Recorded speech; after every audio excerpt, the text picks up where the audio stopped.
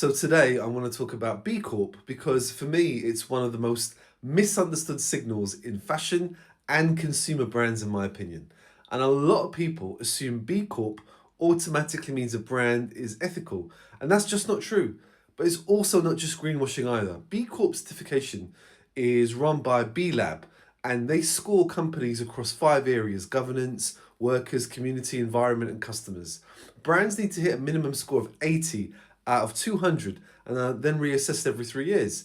So it's not a logo you can simply buy, but it's also not a guarantee of perfection or protection.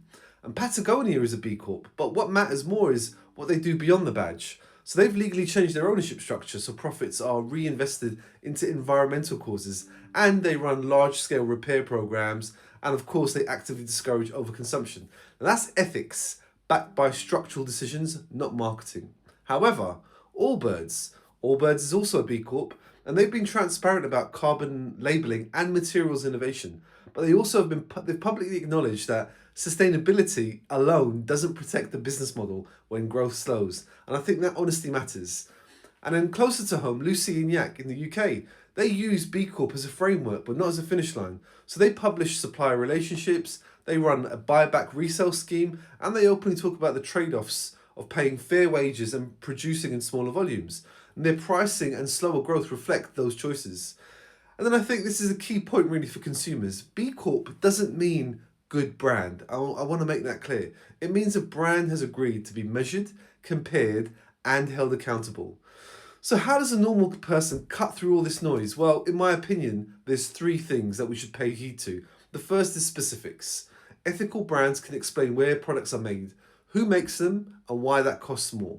The second is trade-offs. If a brand claims ethics alongside fast growth, constant drops and heavy discounting, something obviously doesn't add up. And the third is behavior, especially behavior under pressure. And look at what a brand does when margins tighten. Do they cut transparency or do they double down on their values? Really one to consider here. And anyway, let's bring this back to upcoming creatives, new designers, and nascent brands. Please, guys, don't chase certifications because you've built a working business. Please. Ethics only last if the company survives. Start with a clear supply chain, realistic pricing, honest margins, and transparency that you can maintain. And then you can formalize it later. Because responsibility is a proper operating model, not just a marketing shortcut. I'm Jalil, and this is how fashion really works.